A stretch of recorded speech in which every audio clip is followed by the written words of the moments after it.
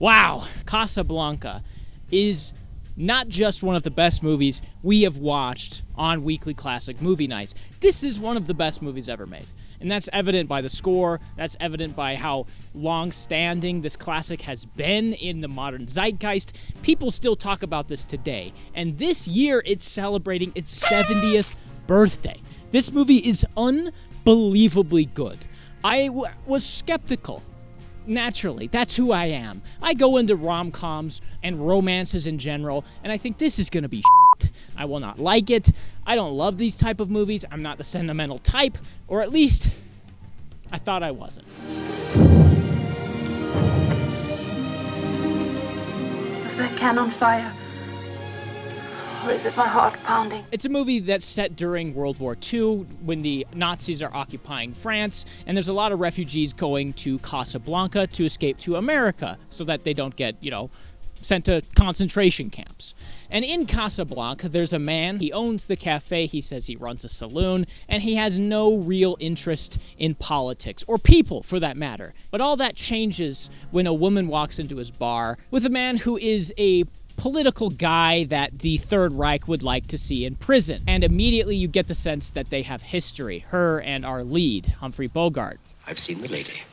And if he did not leave her in Marseille or in Iran, he certainly won't leave her in Casablanca. I loved this movie. I loved how simple the story is. And the craziest part is, it's 70 years old.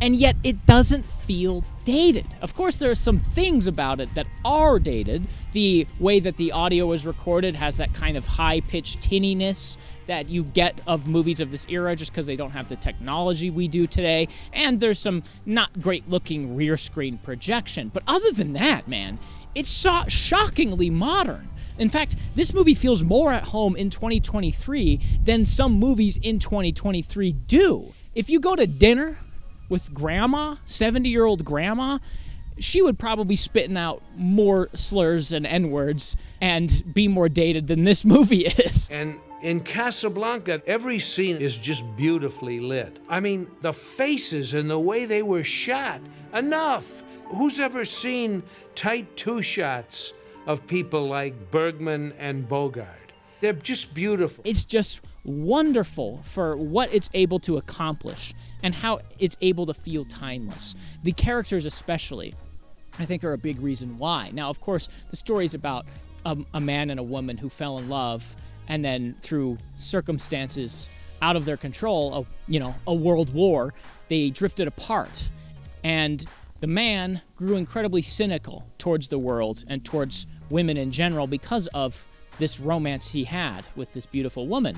And that's the best part of the movie, is these two characters. You get such a great sense of their relationship and their characters as the movie goes along. It's a slow movie, and I would not say that everybody is going to love this, because it is slow, it's methodical, but it takes its time, and it knows it needs to take its time because of how great the characters are and how much you need to know about the characters to make the ending hit home like it does.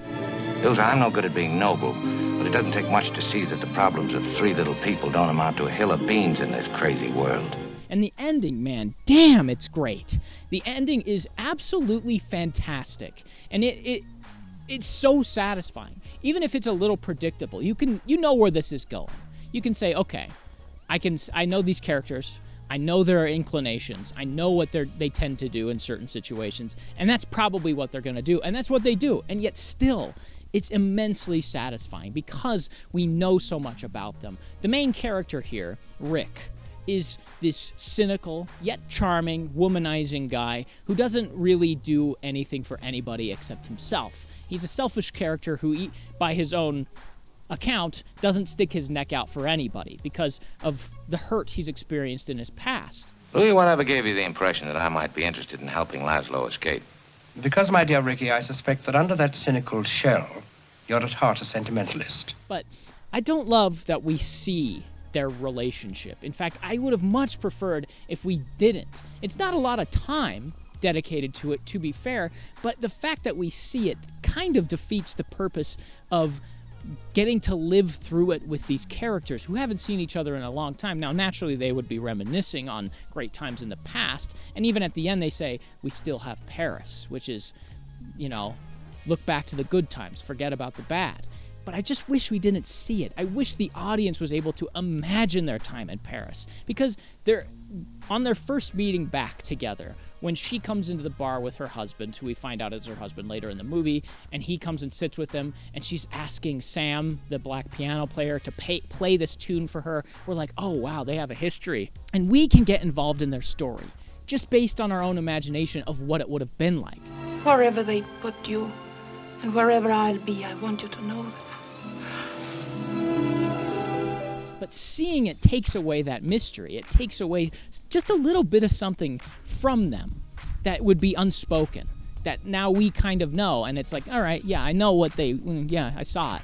I just wish we didn't see it. And we get a great sense of the police chief, who has so much screen time in this and ends up being one of the best characters in the movie. I think it's incredibly well handled. I love the subtleties, too, between Ingrid Bergman and her husband.